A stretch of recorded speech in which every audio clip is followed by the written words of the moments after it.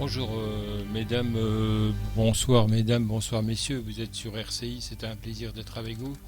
Il est exactement 22h50, donc 23h, et nous avons le plaisir de vous présenter les dernières actualités de ce vendredi 23 septembre à 23h.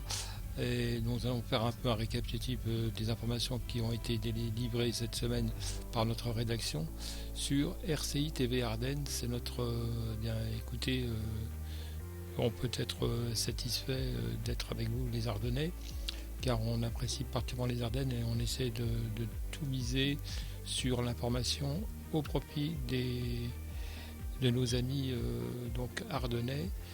Et nous faisons de gros investissements en termes de savoir-faire pour pouvoir avancer et pouvoir donner un maximum d'informations crédibles, transparentes et apolitiques. La défense de l'intérêt général du département. Alors on va aller donc directement voir un peu ce qui se passe au niveau de la rédaction presse dans quelques instants. Quelques actualités nationales et internationales, l'inforoute et quelques précisions sur les derniers reportages que nous avons réalisés.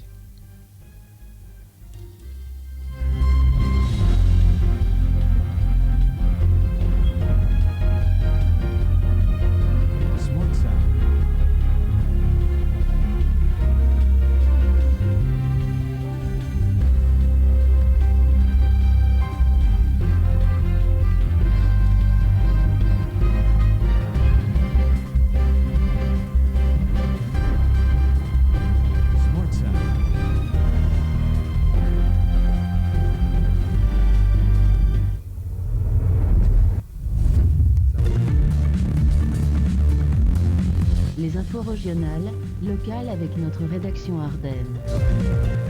Les soutiens de Fillon s'organisent dans les Ardennes. Patrick Faustier, vice-président de l'agglomération Ardennes Métropole, et du sénateur Marc Lameny, le comité ardennais de soutien à François Fillon réunit aujourd'hui 67 membres. Parmi les autres élus, 3 adjoints Carolo, Armel Lequeux, Alain Kézergue, Audrey Bien, mais aussi 2 conseillers départementaux, Evelyne Welter et Jean Godard. Tous vantent les compétences de l'ex-premier ministre de Nicolas Sarkozy, louant pêle-mêle son sérieux, son professionnalisme et son sens de l'État.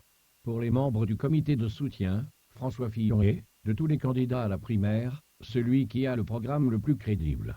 Journal L'Union, Jean-Luc Warsmann, Boris Ravignon ne se sont pas prononcés.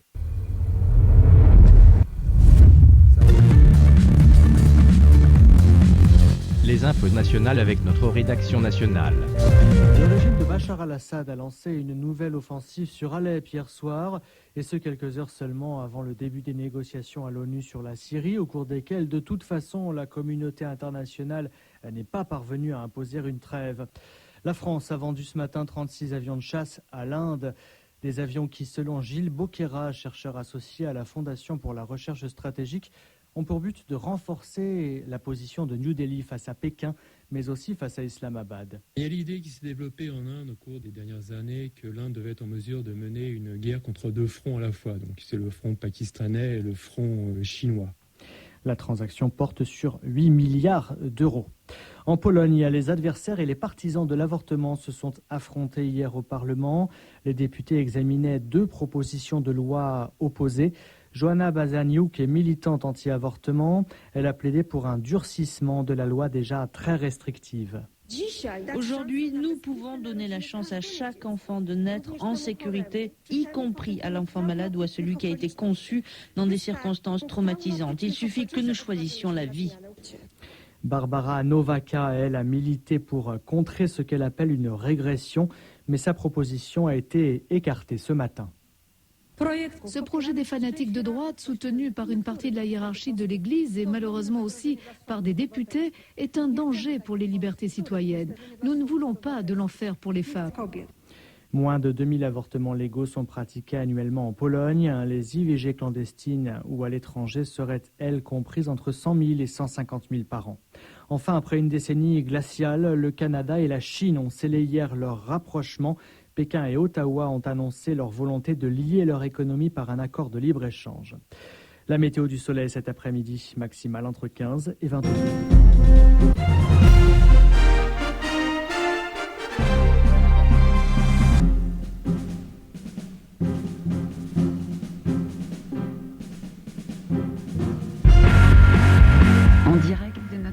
rédaction, les dernières actualités.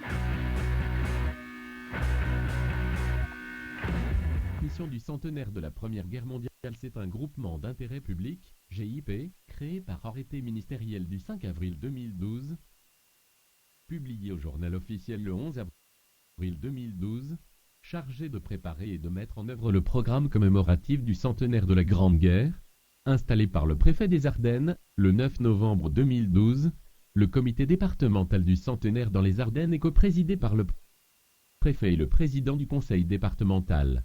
Il a pour mission d'animer les services territoriaux de l'État impliqués dans la préparation du centenaire et de favoriser la coordination de l'action des collectivités territoriales en faveur de cette action. Madame la sous-préfète de Sedan est chargée d'animer ce comité. Lieu de synthèse et d'échange, ce comité est un organisme consultatif qui a pour vocation de promouvoir des actions cohérentes et structurantes pour le département dans la perspective du centenaire.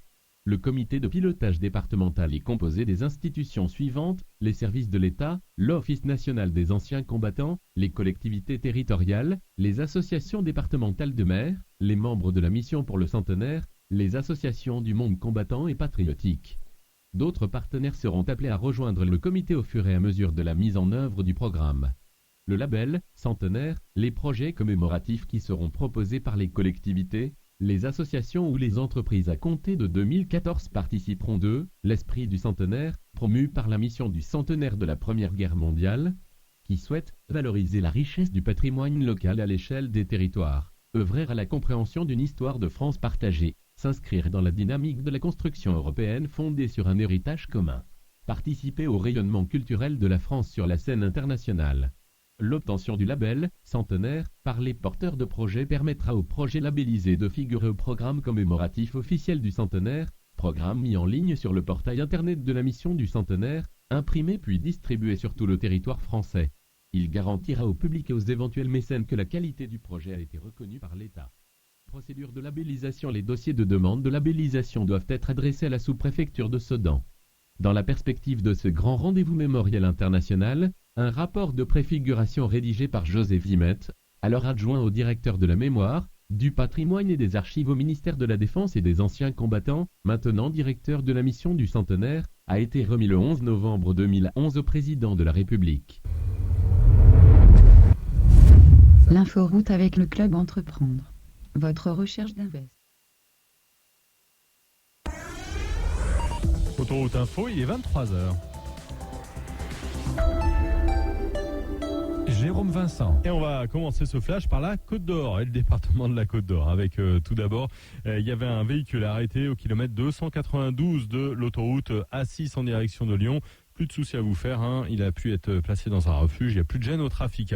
En revanche, toujours sur cette assise, toujours en direction de Lyon, kilomètre 229 cette fois. Après la sortie à Vallon, la sortie numéro 22, il y aurait des morceaux de pneus sur les voies, donc soyez très vigilants dans tous ces secteurs. Et puis sur la 40, au kilomètre 86, on nous a signalé un chevreuil à proximité des voies. Ça veut dire qu'il peut à tout moment traverser la chaussée, hein, donc vraiment soyez très prudents sur cette A40 au niveau de ce kilomètre 86 en raison de cet animal errant. C'est dans le secteur de la sortie Bellegarde Centre, hein, la sortie numéro 11.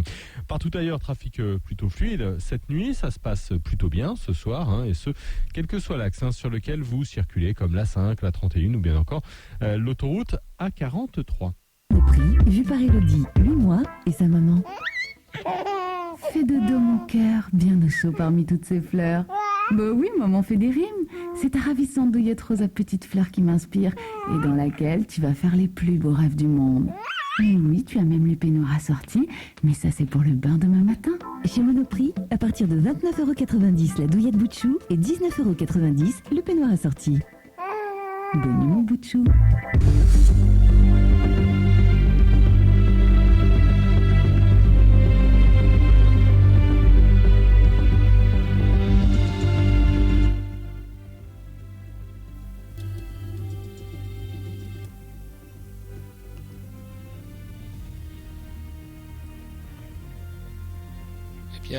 Mesdames et messieurs, on se retrouve dans quelques instants pour d'autres actualités.